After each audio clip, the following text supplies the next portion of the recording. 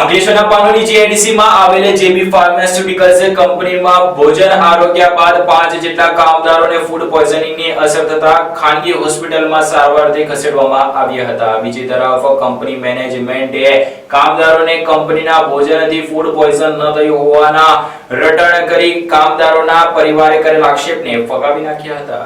અંકલેશ્વરની પાનોલી જીઆઈડીસીમાં સ્થિત જેબી ફાર્માસ્યુટિકલ કંપનીમાં ફૂડ પોઈઝનિંગનો વિવાદ ઉભો થયો છે। કંપનીના 5 કામદારને ફૂડ પોઈઝનિંગની અસર થતા તેમને સરદાર પટેલ હોસ્પિટલમાં સારવાર માટે દાખલ કરવામાં આવ્યા છે। આ કામદારો ડેડિયાપાડા તાલુકાના વાંદરી અને આજુબાજુના ગામોમાંથી આવે છે। કામદારોના પરિવારજનોનો આક્ષેપ છે કે કંપનીની કેન્ટીનમાં આપવામાં આવતા ભોજનથી તેમની તબિયત બગડી છે। આ અંગે હોસ્પિટલ દ્વારા જણાવવામાં આવ્યું હતું કે કામદારો પેટમાં દુખાવાની ફરિયાદ સાથે હોસ્પિટલમાં દાખલ થયા હતા, જેમની સારવાર કરવામાં આવી હતી। હાલ તેઓની તબિયત સુધારા પર છે। બીજી તરફ કંપની મેનેજમેન્ટે આરોપોને સંપૂર્ણપણે નકારી કાઢ્યા છે। કંપનીના પ્રતિનિધિએ જણાવ્યું કે તેમની કેન્ટીનમાં દરરોજ 700 થી 800 કર્મચારી માટે ભોજન તૈયાર કરવામાં આવે છે। કંપનીએ સ્પષ્ટ કર્યું છે કે કામદારો બીમાર પડ્યા છે, તેઓ કેન્ટીનનું ભોજન નહીં પરંતુ ઘરેથી લાવેલું ટિફિન જમ્યા હતા। કંપનીના મતે આ ટિફિનના કારણે જ તેમને ફૂડ પોઈઝનિંગની અસર થઈ છે।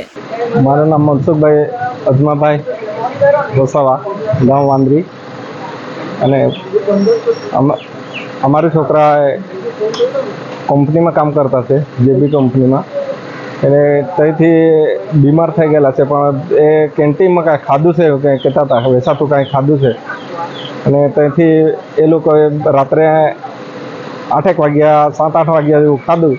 પછી એ લોકોનું કાંઈ કામ કરવા ગયેલા ને એટલે કાંઈ દુખાવો જેવો થઈ ગયેલો, વોમિટ કાંઈ થયેલી ઘરે આવ્યા પછી રાત્રે। કેટલા લોકો છે? એટલે 5 જણ હતા એરા, કેટલા જણ એટલે 5 ને થઈ ગયેલું છે।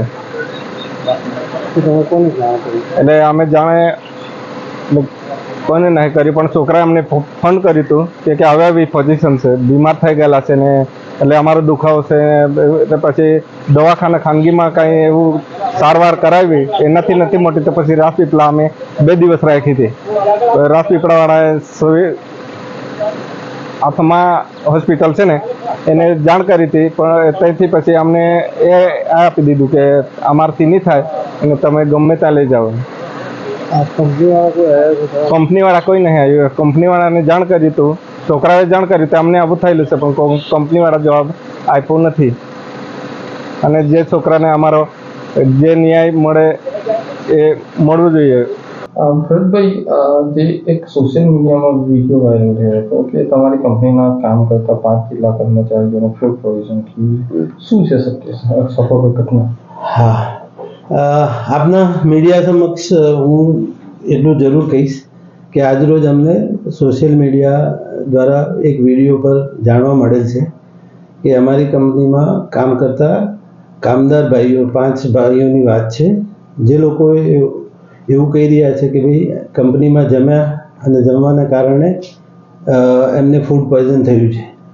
તો પહેલી તો વાત એ છે કે આજે આ ઘટનાની 28 તારીખની જે વાત છે, જે આજે આટલા દિવસ પછી મીડિયામાં રજૂ કરીને ઉપજાવે છે, તો મને એવું લાગે છે કે આ એક સત્ય વાત નથી। હવે હું કંપનીની અંદરની વાત કરું તો હું એટલું જરૂર કહીશ કે અમારી કંપનીમાં એકદમ હાઇજેનિક કન્ડિશનમાં હાઈટેક કિચનની અંદર જમવાનું અમે બનાવીએ છીએ, અને રોજે રોજ 750 થી 800 એમ્પ્લોયી અને વર્કરો જમે છે। અને જ્યારે આપણે વાત કરીએ 28 તારીખની, તો એ દિવસે પણ એટલા જ વર્કરો જમ્યા છે, અને સેકન્ડ શિફ્ટની અંદર અંદાજે 100 લોકો જમ્યા છે, જેના અમારી પાસે એટેન્ડન્સ સિસ્ટમ પ્રમાણે રેકોર્ડ છે।